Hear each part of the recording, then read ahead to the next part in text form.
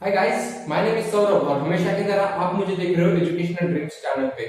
आज हम इस वीडियो में एक ऐसे टॉपिक को टच करेंगे जो टॉपिक आप किसी भी प्रोफेशन होने के बावजूद यूजफुल रहेगा। यानी टॉपिक का नाम how to develop our communication skills. अगर आप स्टूडेंट्स हो तो आपको कॉलेज में या स्टूडेंट पे स्पीच देना है तो आपको कम्युनिकेशन स्किल्स यूजफुल रहेगी। उसके बाद जब आप इंटर्नशिप करते हो तो भी आपको कम्युनिकेशन स्किल्स इंपॉर्टेंट रहती है। उसके बाद अगर आप जॉब वर्क करो तो आपको मीटिंग लेनी है या आपको कोई असाइनमेंट सबमिट करना है तो या आपको कॉन्फ्रेंस करनी है तो आपको कम्युनिकेशन स्किल्स इंपॉर्टेंट होती है। आप अगर बिजनेसमैन हो तो आपको कम्युनिकेशन स्किल्स तो मस्ट इंपॉर्टेंट है, क्योंकि बिजनेसमैन को डेली टू डेली मीटिंग लेना होता है, अपने टीम को मोटिवेट रखना होता है, तो आपको कम्युनिकेशन स्किल्स इंपॉर्टेंट है। ओके, अगर आप डॉक्टर्स हो तो आपको मरीज के साथ भी कम्युनिकेशन करना होता है, आपको हाई प्रोफेशनल डॉक्टर के साथ भी कम्युनिकेशन करना होता है। ओके, तो ये कम्युनिकेशन के अलग अलग टॉपिक्स होते हैं, वो आपको कवर करने होते हैं। ओके, तो कम्युनिकेशन स्किल्स, तो आज हम इस वीडियो में यही देखेंगे। हम आपको 10 ऐसे इंपॉर्टेंट पिलर्स के बारे में जानकारी देंगे या 10 ऐसे टिप्स के बारे में बताएंगे जो आप इंप्रूव करके अपनी कम्युनिकेशन स्किल्स को डेवलप कर सकते हो। वो टॉपिक आपको डेवलप करने ही है, क्योंकि ये टॉपिक्स बड़े ही कॉमन टॉपिक्स है और बहुत से लोग या बहुत से स्टूडेंट इस पे ध्यान नहीं देते। ओके, तो इस वीडियो को ज्यादा देर ना लगाते हुए शुरू करते हैं। अगर आप किसी से मिलते हो, किसी के साथ कम्युनिकेशन करने के लिए आप जाते हो, तो आप कहते हैं ना, first impression is last impression. तो आप उसको किस तरह से मिलते हो, आप किस तरह से उसे एक्सप्रेस करते हो, ये मोस्ट इंपॉर्टेंट है। अगर आप अब अलग अलग सिचुएशन के अकॉर्डिंग आपको होता है, अगर आप किसी अपने फ्रेंड के साथ फ्रेंड को मिलते हो तो आपको उसको हैंड शेकिंग करना होता है, या अगर आप किसी मीटिंग में जाते हो या यूपीएससी का इंटरव्यू होता है, आप वहां पे जाते हो तो आपको हाय हेलो करके भी सामने इंटरव्यू लेने वाले को एक्सप्रेस करना होता है। ओके, तो सबसे पहले हम ये देखते हैं कि व्हाट इज कम्युनिकेशंस। कम्युनिकेशंस का डायरेक्टली मीनिंग ये होता है संभाषण, लेकिन कम्युनिकेशन का सीरियसली मीनिंग ये होता है कि आप किसी के साथ अपनी इंफॉर्मेशन शेयर कर रहे हो, आप खुद को सामने वाले से एक्सप्रेस कर रहे हो। ओके, इसे कहते हैं कम्युनिकेशंस। मतलब अपने पास जो इंफॉर्मेशन है वो सामने वाले के साथ शेयर करना और खुद को सामने वाले को एक्सप्रेस करना, ये होता है कम्युनिकेशन का सीरियस मीनिंग। ओके, तो सबसे पहले कम्युनिकेशन के अलग अलग टाइप्स होते हैं, मतलब verbal communications, non verbal communications, उसके बाद एक्सप्रेसेबल कम्युनिकेशंस, ये अलग अलग कम्युनिकेशंस के टाइप होते हैं। आज हम इस वीडियो में वर्बल कम्युनिकेशन और नॉन वर्बल कम्युनिकेशंस के बारे में जानकारी लेंगे। तो सबसे पहले आता है हमारा वर्बल कम्युनिकेशन। वर्बल कम्युनिकेशंस यानी जब आप किसी से मिलते हो या किसी से कम्युनिकेशन के लिए मिलते हो तो आपका एक्सप्रेशन देखा जाता है। ओके, आप उसको किस प्रकार से बात करते हो, understanding, suggestions, dressing, pronunciations, comfortable, knowledgeable, ये आपका देखा जाता है। ओके, और नॉन वर्बल में कहते हैं कि आपकी बॉडी लैंग्वेज देखी जाती है। नॉन वर्बल में क्या होता है, आपकी बॉडी लैंग्वेज यानी आपके eye contact, hand movements, head movements, leg, ये अलग अलग टॉपिक्स नॉन वर्बल में देखे जाते हैं। आप किस प्रकार से एक्सप्रेस करते हो, एक्सप्रेशंस आपके कैसे होते हैं, फेशियल एक्सप्रेशंस होता है आपका नॉन वर्बल। ओके, तो हम स्टेप बाय स्टेप 10 ऐसे इंपॉर्टेंट पिलर्स आपको बताएंगे जो आपको डेवलप करने हैं, और डेवलप करके आप स्टूडेंट्स के लाइफ में भी यूजफुल होगा, जॉब वर्कर के लाइफ में भी यूजफुल होंगे और बिजनेसमैन के लाइफ में तो पक्का यूजफुल होंगे। तो सबसे पहला आपका टॉपिक आता है बॉडी लैंग्वेज। बॉडी लैंग्वेज में भी अब आपको अलग अलग सब टॉपिक्स आएंगे, जैसे कि आई कांटेक्ट, उसके बाद हैंड मूवमेंट्स, उसके बाद लेग मूवमेंट्स, उसके बाद हेड मूवमेंट्स, ये अलग अलग टॉपिक्स आते हैं आपके बॉडी लैंग्वेज में। और body language is the key of communication skills, ये बात ध्यान रखिए। बहुत से लोगों को मैंने भी देखा है या बहुत से रिसर्च से भी पता चला है कि लोग अपनी बॉडी लैंग्वेज को ठीक नहीं रखते। यानी अपनी जब बॉडी लैंग्वेज आप ठीक रखते हो तो क्या होता है, आप किसी को भी एक्सप्रेस करना ज्यादा बेटर होता है। ओके, तो बॉडी लैंग्वेज में भी हम एक एक करके देखते हैं। तो सबसे पहला आपका आता है आई कांटेक्ट। अब आई कांटेक्ट के भी अलग अलग टॉपिक्स होते हैं।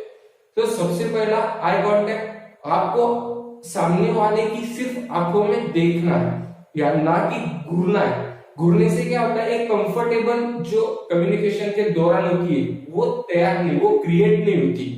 और जब आप आंखों को देखते हो तो उसको एक कंफर्टेबल महसूस होता है, और जब कंफर्टेबल उसको महसूस होता है तो आपकी जो कम्युनिकेशन है वो ज्यादा देर तक चलती है और उसको भी आपके साथ बात करना अच्छा लगे। तो आपको आई कांटेक्ट डेवलप करना इंपॉर्टेंट है। सेकंड टॉपिक बॉडी लैंग्वेज में आपका आता है हैंड मूवमेंट। हैंड मूवमेंट से क्या होता है, आपको जो चीज कहनी है वो आप ज्यादा बेहतर तरीके से एक्सप्रेस कर पाते हो।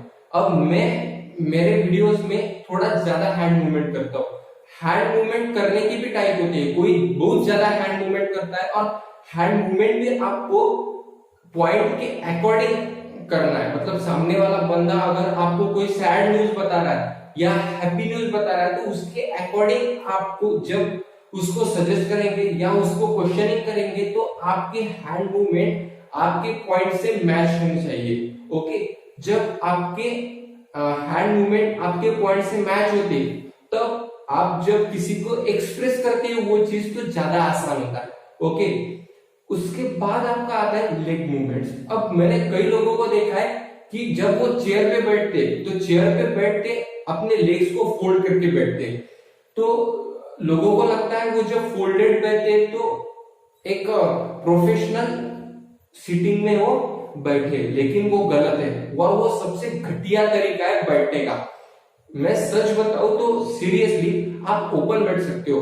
आप जब फोल्डेड लेग पे बैठते हो तो आपका कॉन्फिडेंस लो होना ये सामने वाले को दिख जाता है और सामने वाला ज्यादा आपको कम्युनिकेशन करने में तैयार नहीं करता। ओके, ये बात आप ध्यान रखिए। और आप लास्ट वन हेड मूवमेंट। आप जब किसी के साथ बात करते हो और सामने वाला बंदा आपको कोई बात बता रहा है तो उसके अकॉर्डिंग आपकी हेड मूवमेंट होनी चाहिए, क्योंकि सामने वाला बंदा अगर आपको सैड न्यूज बता रहा है तो आपको किस प्रकार आप हेड मूवमेंट करोगे ये इंपॉर्टेंट है। अब ये चारों टॉपिक्स आपके बॉडी लैंग्वेज में आते हैं और body language is the key of communication skills. ये मस्ट इंपॉर्टेंट है, ये बात ध्यान रखिए। ये हो गया हमारा सबसे important topic body language. Okay, अब सेकंड टॉपिक आपका आता है फेशियल एक्सप्रेशंस। सेकंड टॉपिक आपका आता है फेशियल एक्सप्रेशंस। और फेशियल एक्सप्रेशन आप कहोगे फेशियल एक्सप्रेशन से क्या कम्युनिकेशन का ताल्लुक होता है, लेकिन फेशियल एक्सप्रेशंस जब आप कम्युनिकेशंस में लाते हो तो वो जो कम्युनिकेशंस की जो लेवल होती है वो एक लेवल और अप हो जाती है। अगर सामने वाला बंदा आपको कोई हैप्पी चीज बता रहा है तो आपका एक्सप्रेशन किस प्रकार का होगा, और जब वो एक्सप्रेशन आप उसको देते हो तो आपके बीच जो कम्युनिकेशन चल रहा है वो आपका कम्युनिकेशन ज्यादा देर तक चलेगा, साथ ही साथ एक फ्रेंडली कम्युनिकेशन तैयार होगा। ये बात ध्यान रखिए। और एक बात और ध्यान रखिए, वो आपको हर टाइम लाइफ लॉन्ग तक यूजफुल रहेगी, वो है हमेशा आप जब किसी के साथ बात करते हो तो अपने फेस पे एक क्यूट सी स्माइल होना मस्ट इंपॉर्टेंट है। अब स्माइल के भी अलग अलग टाइप्स होते हैं, उसके हम अगला वीडियो बनाए तो भी अच्छा है, लेकिन सिर्फ आपको सिंपल स्माइल देनी होगी। बस इतनी स्माइल आप जब देते हो तो सामने वाले को एक अंडरस्टैंडिंग महसूस होती है कि सामने वाला बंदा आपको सुन रहा है, और उससे क्या होता है फ्रेंडली कम्युनिकेशन तैयार होता है। ये बात आपको ध्यान रखनी है।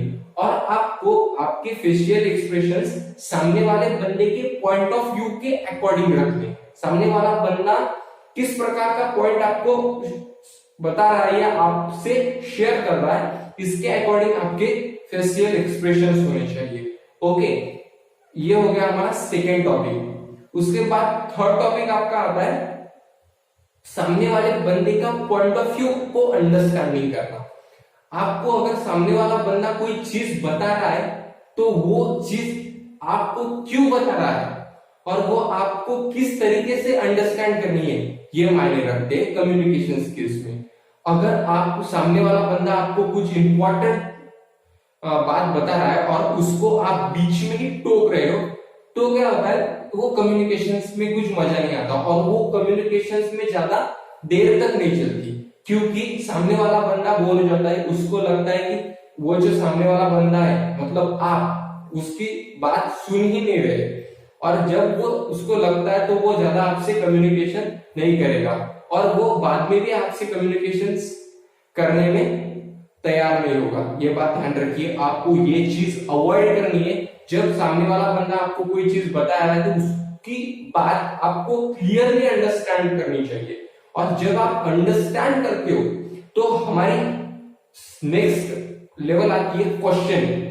आपको क्वेश्चन पूछने चाहिए, यानी उससे क्या होता है कि सामने वाले बंदे को लगता है कि जो सामने वाला बंदा है वो आपकी बात अच्छे से सुन रहा है, इसलिए वो क्वेश्चन कर रहा है। फॉर एग्जाम्पल, कोई बात आपको यूपीएससी के बारे में नॉलेज देता है तो आपको उसके बारे में ज्यादा जानकारी नहीं, तो आप उससे पूछ सकते हो यूपीएससी में कितने फेसेस होते हैं, यूपीएससी कितने मार्क्स की एग्जाम होती है, उसका सिलेबस बहुत वास्ट होता होगा, है ना। ये आप जब क्वेश्चन पूछते हो तो सामने वाले बंदे को एक अंडरस्टैंडिंग होती है कि नहीं, सामने वाला बंदा भी आपके साथ कम्युनिकेशंस में इंटरेस्टेड है। अगर वो ये बात जान ले तो वो आपके साथ हमेशा कम्युनिकेशन में इंटरेस्टेड रहेगा, और कम्युनिकेशन की सबसे इंपॉर्टेंट चीज है इंटरेस्ट।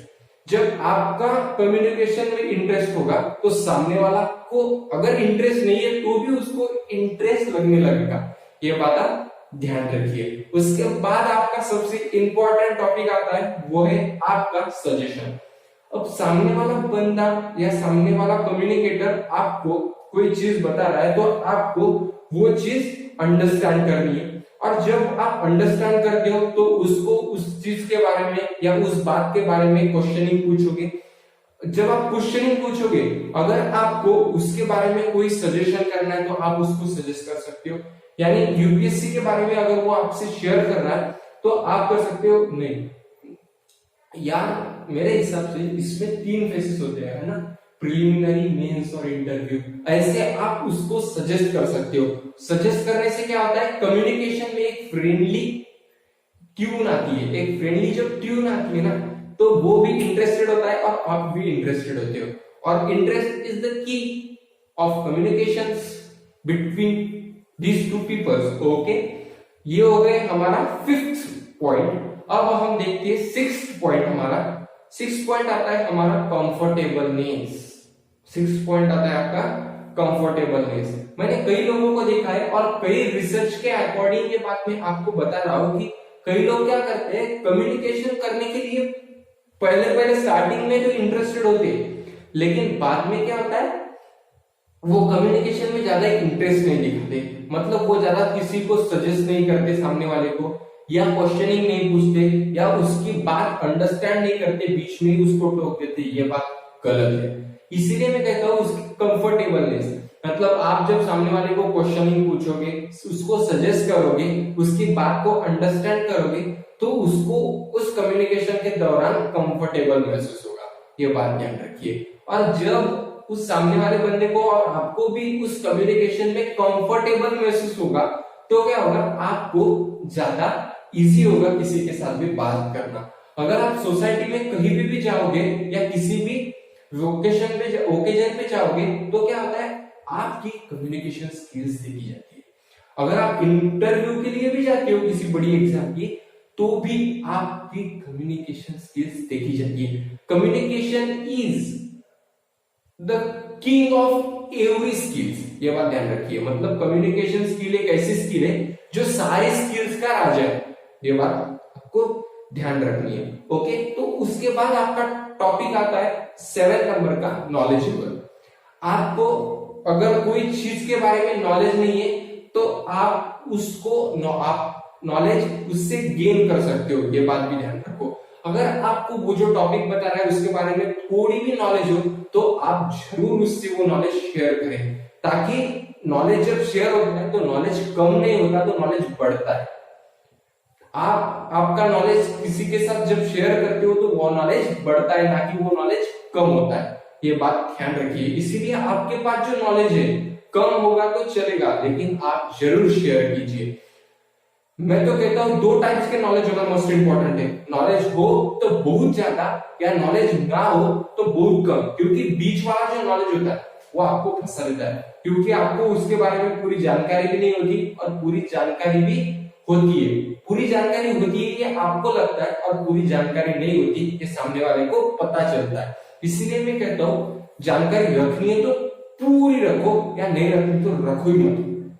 ये दो ही फेस होते हैं, मतलब एक्सट्रीम और एकदम लो, ये बात ध्यान रखिए। उसके बाद ड्रेसिंग सेंस, उसके बाद आपका आता है ड्रेसिंग सेंस। अब आप पूछोगे कम्युनिकेशन स्किल्स में ड्रेसिंग सेंस किस चीज का इंपॉर्टेंट है। अब आता है 8 नंबर ड्रेसिंग सेंस। अब आप मुझसे पूछोगे कम्युनिकेशन स्किल्स में ड्रेसिंग सेंस का क्या संबंध आता है, लेकिन ये बात ध्यान रखिए, अगर आपकी ड्रेसिंग सेंस अच्छी है, या आप ओकेजन के अकॉर्डिंग ड्रेसिंग सेंस करके या ड्रेसिंग करके जाते हो, तो आपका कॉन्फिडेंस अपने आप बिल्ड होता है। ये बात ध्यान रखिए, क्योंकि अब अलग अलग ओकेजन पे आप अलग अलग ड्रेसिंग सेंस करके जा सकते हो। अगर आप इंटरव्यू के जा रहे हो तो इंटरव्यू के अकॉर्डिंग आपको ड्रेसिंग सेंस आपका होना इंपॉर्टेंट है, आपकी उसी के अकॉर्डिंग ड्रेसिंग होनी इंपॉर्टेंट है। या अगर आप किसी पार्टी के लिए जा रहे हो तो पार्टी वियर, उसके बाद ऑफिस के लिए जा रहे हो तो ऑफिस वियर, या किसी आप इंटरव्यू में जा रहे हो तो इंटरव्यू वियर, ये अलग अलग आप वियर्स पहन सकते हो। आपका ड्रेसिंग सेंस आपका कॉन्फिडेंट एक लेवल अप ले जाता है। ये बात भी हो गई।